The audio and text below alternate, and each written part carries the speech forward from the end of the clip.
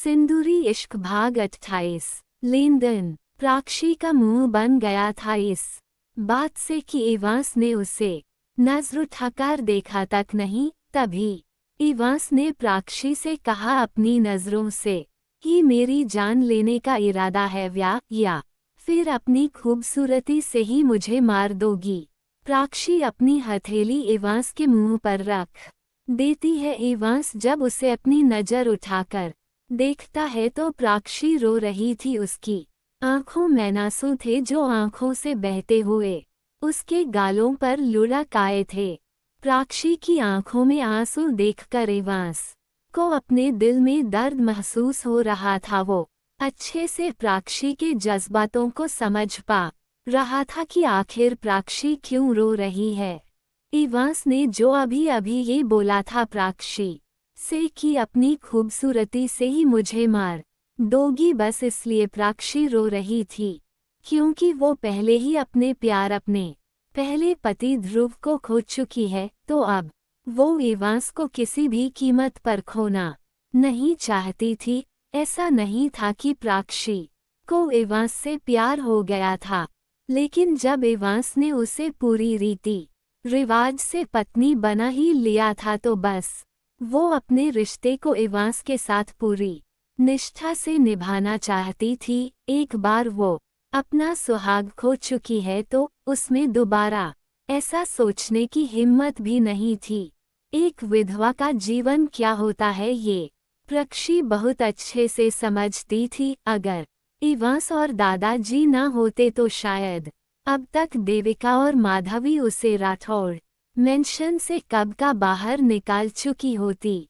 अब तक वो पता नहीं कहाँ दर दर की ठोकें खा रही होती। उसका ना तो कोई अपना था और ना ही कोई उसका खुद का घर था। ध्रुव को तो भूलना उसके लिए आसान नहीं था क्योंकि प्राक्षी ने ध्रुव से सच्चा प्यार किया था। इवांस से नफरत करने की कोई उसके पास वजह नहीं थी और ना ही वो करना चाहती थी। अगर वो इवांस से इसलिए नफरत करती कि इवांस ने उससे शादी की तो आखिर कब तक नफरत करती वो इवांस से। एक न एक दिन तो उसे वैसे भी इवांस को अपने पति के रूप में स्वीकार करना ही पड़ता। आखिर कब तक वो इस सच और इवांस से भागती। सच तो यही था कि अब इवांस उसका पति है, तो फिर नफरत का ड्रामा करके उसे कुछ भी वैसे भी मिलने वाला नहीं था। इवांस ने प्राक्षी के साथ हमेशा से अच्छा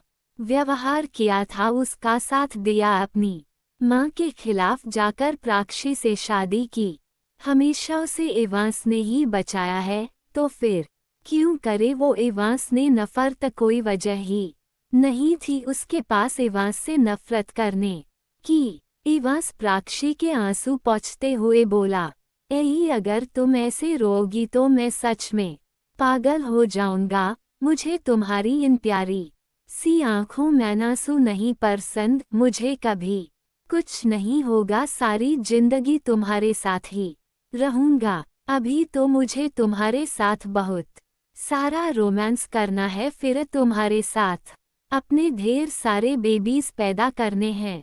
इवांस की बात सुनकर प्राक्षी उसे अपनी आंखें छोटी करके घूरते हुए बोली, मुझे ना ढेर सारे बेबीज नहीं चाहिए, मुझे सिर्फ 2 बेबीज चाहिए, एक लड़का और एक लड़की। इससे ज्यादा कि आप सोचना भी नहीं, वरना सर फोड़ दूंगी आपका। इवांस गाड़ी से टिककर अपने हाथों को बांधकर मुस्कुराते हुए प्राक्षी को ही देख रहा था, क्योंकि एक तो वो इतनी खूबसूरत लग रही थी, ऊपर से वो बच्चों जैसा तरह तरह का मुंह बनाते हुए ये सब बोल रही थी इवांस से। जब प्राक्षी इवांस को मुस्कुराता हुआ देखती है तब उसे एहसास होता है कि उसने अभी अभी इवांस से क्या बोला है। प्राक्षी शर्म की वजह से अपनी नजरें इधर उधर करने लगती है। प्राक्षी को इस तरह शर्मती हुई देखकर इवांस उसे पकड़कर अपनी तरफ खींचकर अपनी बाहों में भरकर प्राक्षी को अपने सीने से लगा लेता है।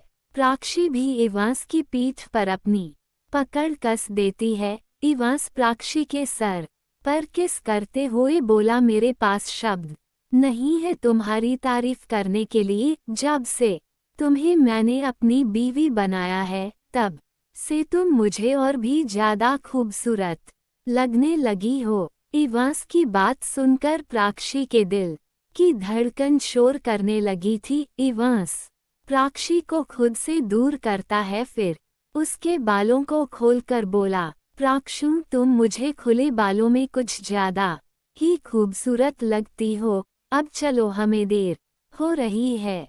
प्राक्षी अपना सर हाँ में हिला देती है, फिर दोनों ही गाड़ी में बैठकर वहां से निकल जाते हैं। इवांस खुद ही गाड़ी ड्राइव कर रहा था और प्राक्षी उसके बगल में बैठी लंदन के नज़ारों को देख रही थी। इवांस ड्राइव करते हुए भी बार बार प्राक्षी को ही देख रहा था। लगभग 1 घंटे बाद इवांस अपनी कार एक मॉल के बाहर पार्क करता है। वो मॉल लंदन का सबसे बड़ा और महंगा मॉल था।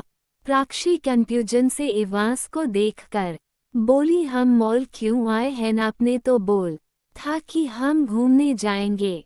इवांस एक नज़र प्राक्षी को देखकर बोला, पहले हम शॉपिंग करेंगे फिर घूमने चलेंगे।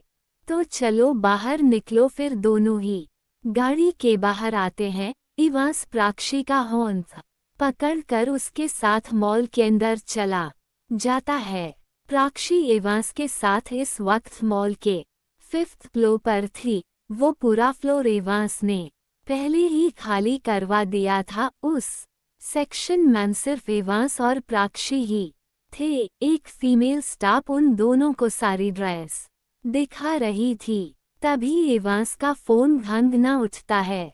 इवांस जब फोन की स्क्रीन पर देखता है तो दक्ष का कॉल था। इवांस अपना फोन रिसीव करके एक साइड में चला जाता है। प्राक्षी इवांस को फोन पर बात करते हुए कुछ देर तक देखती है, फिर अपनी शॉपिंग करने में व्यस्त हो जाती है। लेकिन प्राक्षी को ऐसा लग रहा था कि जैसे कोई उसे बार बार देख रहा है। जब वो अपनी नजर उठाकर देखती है तो उसे वहां कोई भी नजर नहीं आता है। दूसरी तरफ इवांस जब फोन पर दक्ष की बात सुनता है तो उसकी आंखें सर्द हो जाती है। उसके चेहरे के एक्सप्रेशन बदल गए थे। उसके हाथों की मुट्ठी कस जाती है, यहाँ तक कि उसके हाथों और माथे की नसें तक दिखाई देने लगी थी। गुस्से की वजह से जारी